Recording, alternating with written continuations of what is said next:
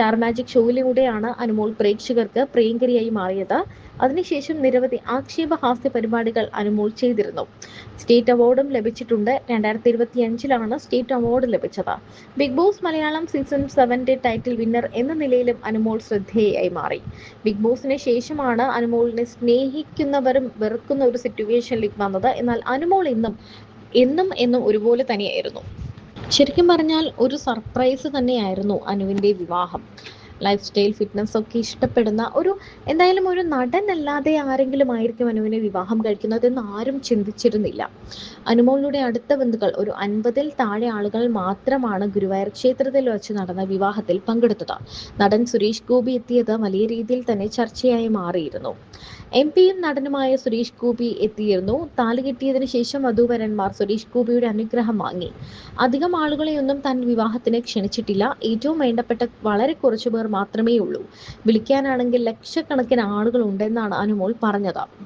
ഇപ്പോൾ ഇതാ കല്യാണമായി. ഞാൻ അധികം കൊട്ടിഘോഷിക്കാതിരുന്നത് തന്നെയാണ്. ഇത് നമ്മുടെ സ്വകാര്യ സന്തോഷമല്ലേ, അതുകൊണ്ടാണ് ആരോടും പറയാതിരുന്നത്. വിവാഹമാണെന്ന് കേൾക്കുമ്പോൾ എന്നെ സ്നേഹിക്കുന്ന ഒരുപാട് പേർക്ക് സന്തോഷമുണ്ടാവും. എന്റെ നല്ലത് ആഗ്രഹിക്കുന്ന ഒത്തിരി പേരുണ്ട്, ഇതുപോലെ മോശം ആഗ്രഹിക്കുന്നവരുമുണ്ട്.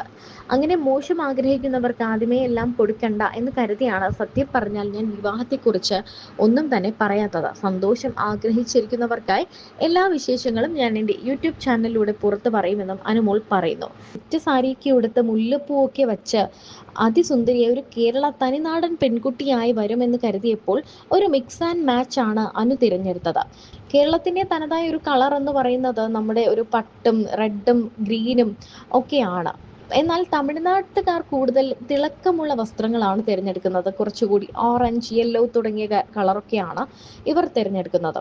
അനുവിൻ്റെ വസ്ത്രധാരണം ശരിക്കും നമ്മൾ ആരും പ്രഡിക്റ്റ് ചെയ്യാത്തൊരു കളറായിരുന്നു. ഒരു ഗോൾഡൻ യെല്ലോയിഷ് കളറായിരുന്നു ഇരുവരും തിരഞ്ഞെടുത്തത്. അതും സാരിയുമല്ല, ഹാഫ് സാരിയുമല്ല, ഒരു ലഹങ്ക മോഡൽ ഡ്രസ്സായിരുന്നു അനു തിരഞ്ഞെടുത്തത്. വിവാഹത്തിന് സാധാരണ എല്ലാവരും ഒന്നെങ്കിൽ ഹാഫ് സാരി, അല്ലെങ്കിൽ സാരി, അല്ലെങ്കിൽ സെറ്റുമുണ്ട്, അങ്ങനെയൊക്കെ ആയിരിക്കും പലരും തിരഞ്ഞെടുക്കാറുള്ളത്. ഇതൊന്നുമല്ലാതെ അനുമോൾ തന്റെ ഡ്രസ്സ് അതിസുന്ദരമായി തന്നെ ഒരുപാട് നാളെടുത്താണ് സ്റ്റിച്ച് ചെയ്യിപ്പിച്ചത് എന്നും പറയുന്നുണ്ട്.